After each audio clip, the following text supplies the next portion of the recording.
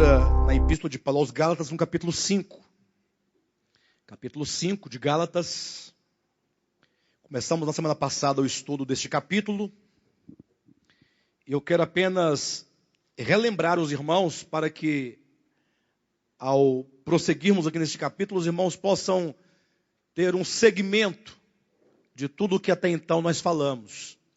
Esta carta é uma das cartas mais importantes do Novo Testamento no que diz respeito à explicação acerca da lei de Deus. A lei de Deus é um tema certamente muito importante, porque já imaginaram, se a lei é de Deus, né? Então, quem pode falar contra a lei de Deus? Então, o homem por si mesmo, o homem religioso, ele já tem uma certa inclinação religiosa para seguir alguma lei, algum regulamento. Sobretudo, então, quando diz que esse regulamento, essa lei, procede de Deus.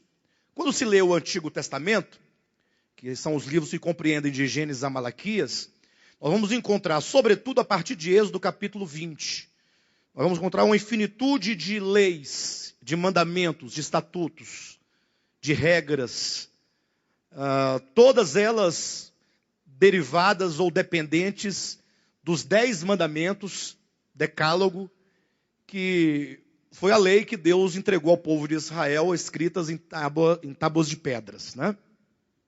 Muito bem. Acontece que, quando entrou o Novo Testamento ele é definido não exatamente pela presença do Evangelho de Mateus, mas determina-se o início do Novo Testamento a partir, então, da pessoa de Jesus Cristo, da encarnação do Verbo, sobretudo da sua morte e ressurreição.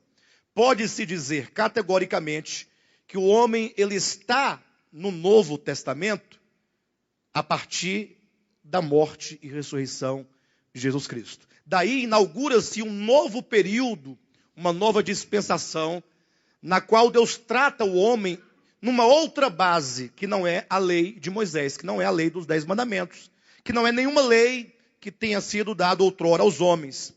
Porque a base de relacionamento de Deus com os seus filhos na nova aliança é o seu próprio filho.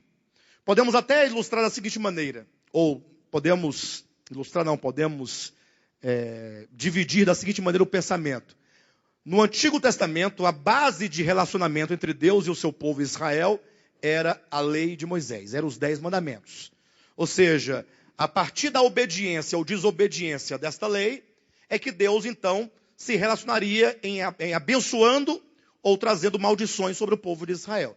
E isso foi um pacto que Deus fez com o povo de Israel.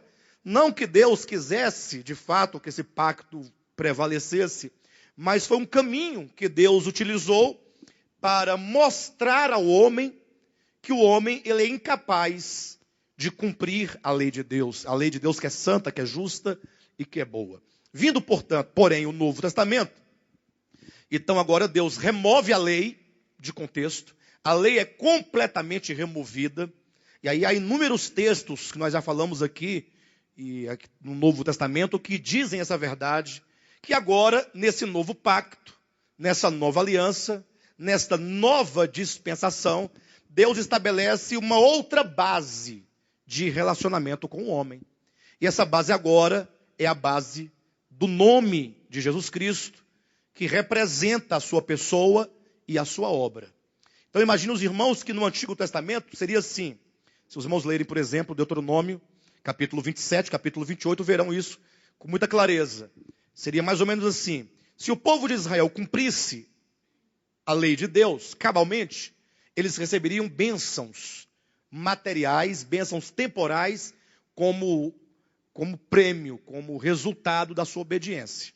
Se o povo de Israel transgredisse a lei de Deus, como foi o caso de toda a sua história, marcada por desobediência, da parte de reis, da parte dos juízes, da parte do povo em geral, então viria sobre o povo uma sorte de maldição. Então, essa era a base do relacionamento. Chegando no Novo Testamento, Deus diz, não, agora eu vou tratar o homem de acordo com o meu filho. Ou seja, todas as exigências da lei de Deus, da justiça de Deus, da santidade de Deus, foram cumpridas por meio do seu Filho Jesus. Agora, o homem que tem fé em Jesus, ele recebe todas as bênçãos consequentes da obediência do Filho.